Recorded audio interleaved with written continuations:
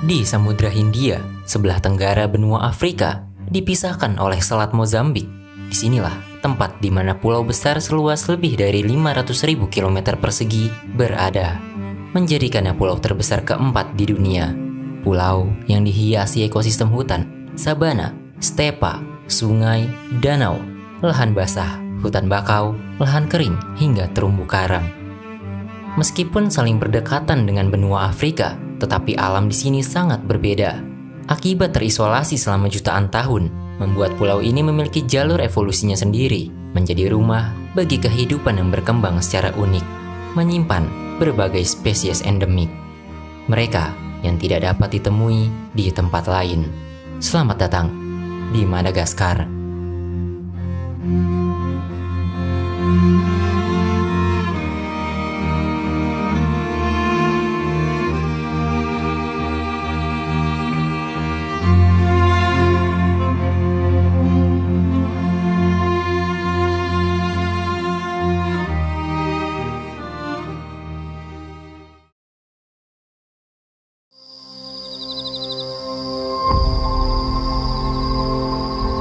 Apa yang ada di depan mata kita bukanlah planet lain.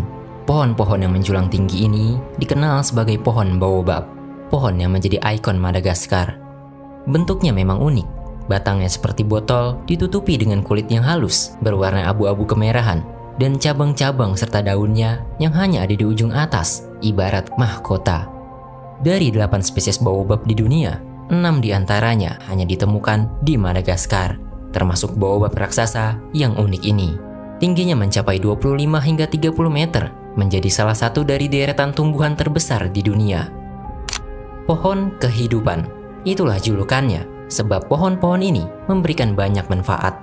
Baobab menghasilkan buah yang dapat dimakan dan biji yang kaya minyak, serta menjadi sumber serat. Di saat pohon-pohon lain berjuang menghadapi kekeringan, baobab justru menunjukkan sifat yang cukup unik, yaitu berbuah di musim kemarau. Ini juga merupakan salah satu alasan mengapa baobab menjadi sumber makanan penting, karena di saat sumber daya lainnya langka, buah baobab hadir sebagai sumber yang kaya nutrisi. Sementara, lembaran kayu yang diperoleh dari batang pohon dapat digunakan untuk atap. Tidak heran, julukan pohon kehidupan melekat padanya. Lingkungan kering bagi pohon baobab bukanlah masalah, sebab batangnya yang besar telah beradaptasi untuk menyimpan air yang diperoleh saat musim hujan. Jadi sebenarnya, meskipun terlihat seperti batang kayu yang kokoh, sejatinya baobab adalah tumbuhan sukulen, yaitu tumbuhan yang memiliki ciri khas dengan bagian-bagian yang menebal, berdaging, dan membesar, biasanya untuk menahan air di iklim kering dan gersang, sifat yang juga dapat kita temui pada kaktus.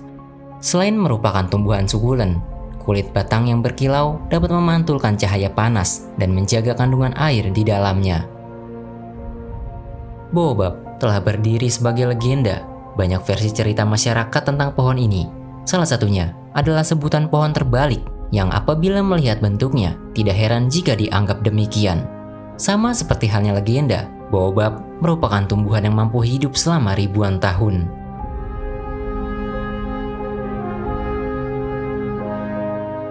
Ada satu hewan yang cukup penting bagi pohon baobab.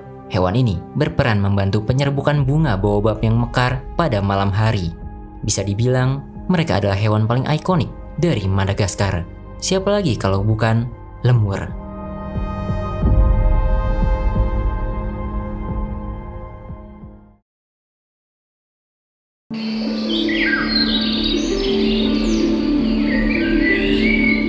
Ketika melihat ke pepohonan maupun ke tanah, ketika siang hari atau saat malam tiba, kita akan menjumpai makhluk yang tidak biasa. Beberapa mirip dengan musang, beberapa lagi mirip dengan monyet, beberapa mirip dengan tupai, beberapa lagi mirip dengan tikus, dan beberapa seperti gabungan antara semuanya. Tetapi sejatinya, mereka adalah primata. Dari 5 keluarga, 15 genus, dan sekitar 100 spesies lemur, semuanya tidak ditemukan di tempat lain selain di Madagaskar. Mereka mungkin adalah mamalia yang paling mendominasi di Madagaskar selain manusia, menjadi salah satu contoh paling menonjol dari spesies endemik yang berkembang secara unik di pulau ini. Lemur telah mengisi berbagai ceruk ekologi di Madagaskar. dari hutan hujan di timur hingga hutan kering dan semak-semak di bagian barat. Mereka memainkan peran penting dalam ekosistem pulau ini, seperti membantu penyerbukan tanaman dan penyebaran benih tumbuhan. Akibat kurangnya predator besar asli di Madagaskar sebelum kedatangan manusia, membuat lemur dapat berkembang dan mendominasi berbagai habitat. Meskipun mayoritas spesies lemur hidup di pepohonan, tetapi tidak dengan yang satu ini, lemur ekor cincin. Mereka tetap bisa memanjat, tetapi lebih sering menghabiskan waktunya di tanah. Ekornya tidak hanya memberi mereka julukan, tapi juga pertunjukan. Seperti halnya spesies lemur lainnya, lemur ekor cincin juga memiliki apa yang disebut hidung basah. Mereka memiliki indera penciuman yang sangat baik. Tentu, pastinya, penciuman yang baik ada hubungannya dengan bau.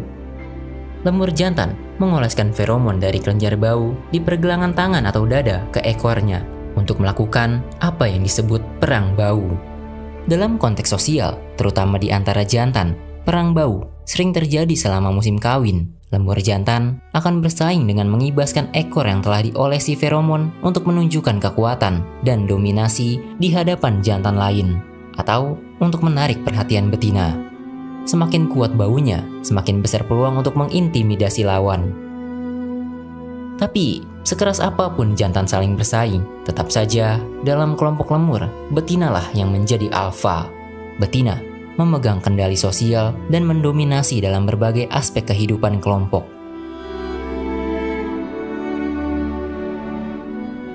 Di atas kanopi pepohonan, para ahli akrobat melompat di antara batang.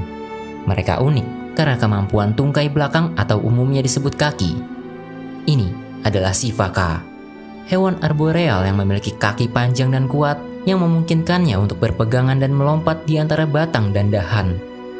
Namun terkadang, jarak pepohonan terlalu jauh untuk dijangkau. Tidak ada dahan yang dapat mereka raih. Oleh karena itu, turun ke tanah adalah pilihan.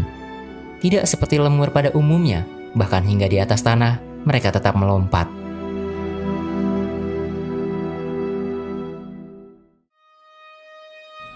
Ketika matahari terbenam, waktunya bagi lemur ekor cincin, sifaka si pelompat, dan spesies lemur diurna lainnya untuk beristirahat setelah melewati hari-hari yang melelahkan. Ini adalah waktu untuk spesies nokturnal beraktivitas. Di batang-batang pohon pada tengah malam, sesosok makhluk berwajah menyeramkan, mata yang seolah menatap tajam, dan jari tangan yang aneh keluar untuk mencari makan. Ini adalah aye-aye. Rupanya yang menyeramkan, menyertai cerita di baliknya. Bagi masyarakat Madagaskar, aye-aye dianggap sebagai pertanda kejahatan dan kematian. Ada yang percaya bahwa mereka dapat meramalkan kematian bagi penduduk desa. Salah satu mitos yang paling terkenal, jari tengah aye-aye dikatakan dapat menembus jantung manusia. Tetapi sampai sekarang, cerita ini masih menjadi mitos belaka. Tetapi yang paling disayangkan, citra buruk aye-aye membuatnya kerap diburu yang dipercaya sebagai cara untuk menghilangkan kutukannya.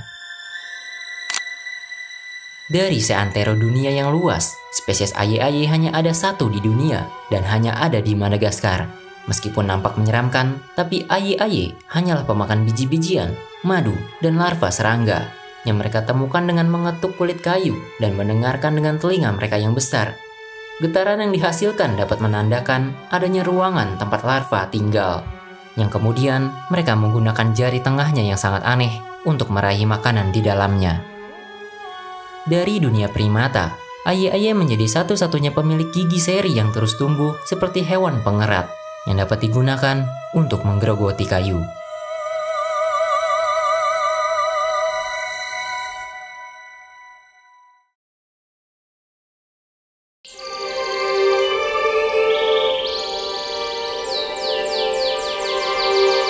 Kita masih di atas pepohonan, tetapi dunia yang ini berbeda dengan para lemur. Terkadang penuh dengan warna, dan terkadang menyatu dengan lingkungan. Ini adalah dunia reptil. Ada satu yang cukup menarik, seolah mereka menolak dilihat sebagai hewan melata. Mereka yang dikenal sebagai tokek ekor daun. Berasal dari genus Uroplatus, mencakup belasan spesies, semuanya endemik Madagaskar dan pulau-pulau kecil di sekitarnya. Mereka memiliki penyamaran yang sempurna, mulai dari warna seperti kulit pohon hingga bentuk yang sangat mirip dengan daun mati.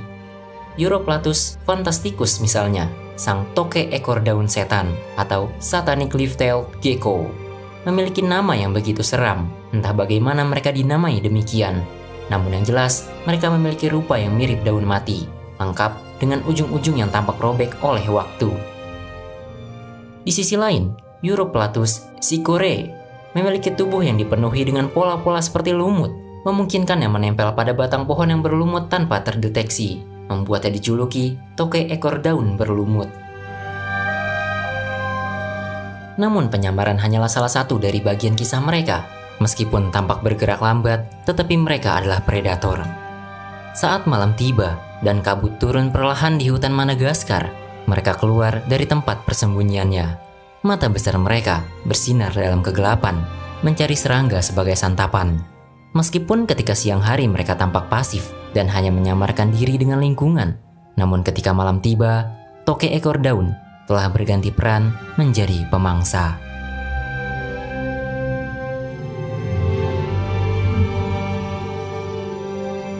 Dari sekitar 200.000 spesies kameleon di seluruh dunia, hampir setengahnya berada di Madagaskar.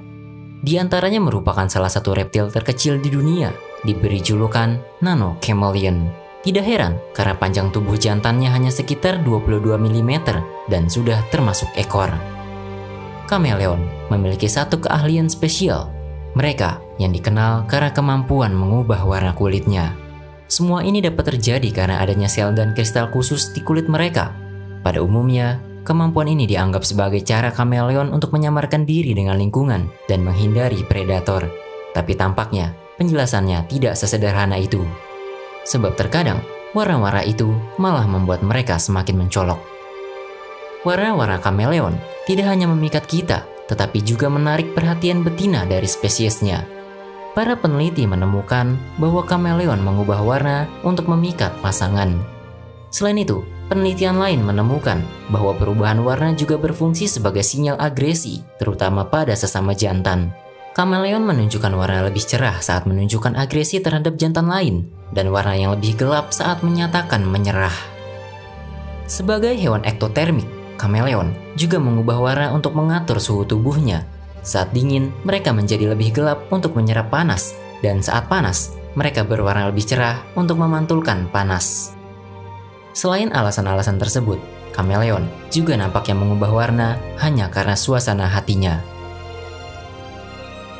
Sama seperti toke ekor daun yang menjadi kerabat sesama reptil, kameleon juga merupakan predator. Tetapi, mereka memiliki cara menangkap mangsa yang ikonik, dengan lidahnya yang panjang dan lengket. Lidah yang dapat berukuran 2 kali panjang tubuhnya ini dapat melaju dari 0 hingga hampir 100 km per jam, menjadikannya salah satu lidah tercepat di kerajaan hewan. Apakah kalian melihatnya? Kameleon dapat menggerakkan matanya ke arah yang berbeda secara independen untuk mengawasi ancaman sambil secara bersamaan menandai sekelilingnya, mengamati objek yang berbeda secara bersamaan. Tetapi bagaimanapun keahlian kameleon dan toke ekor daun berburu, mereka hanyalah pemangsa hewan kecil. Sementara khusus hewan besar, tugas itu diserahkan pada mamalia yang satu ini.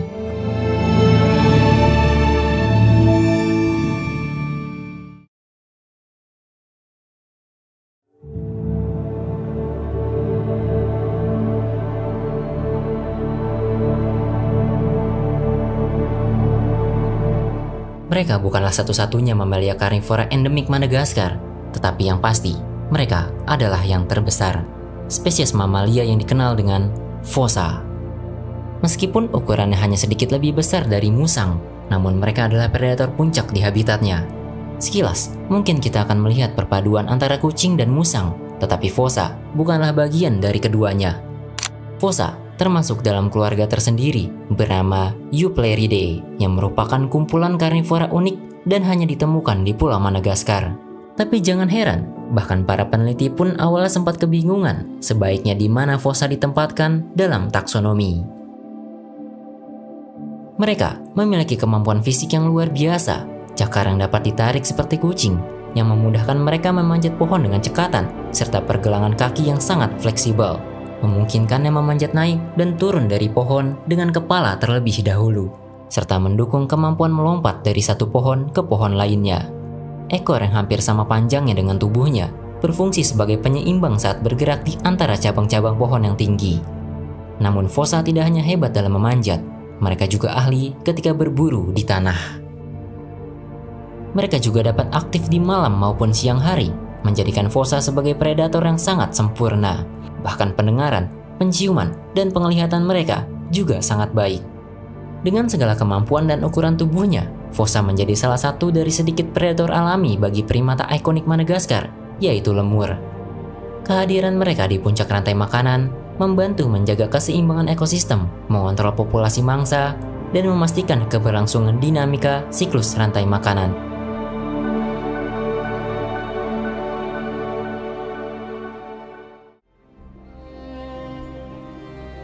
Sudah menjadi pengetahuan umum bahwa Madagaskar memiliki keanekaragaman hayati yang luar biasa.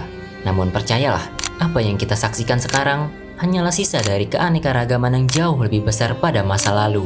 Dan sayangnya, banyak dari mereka yang tersisa hari ini sedang dihadapkan pada ancaman kepunahan. Pulau yang sudah terisolasi selama jutaan tahun ini telah menciptakan dunianya sendiri, berputar dalam ekosistem yang tercipta, dan spesies-spesies yang berevolusi dengan sangat unik, seketika harus dikacaukan oleh kedatangan manusia. Akankah mereka yang tersisa kelak akan menjadi kenangan juga? Sekian dulu video kali ini. Terima kasih.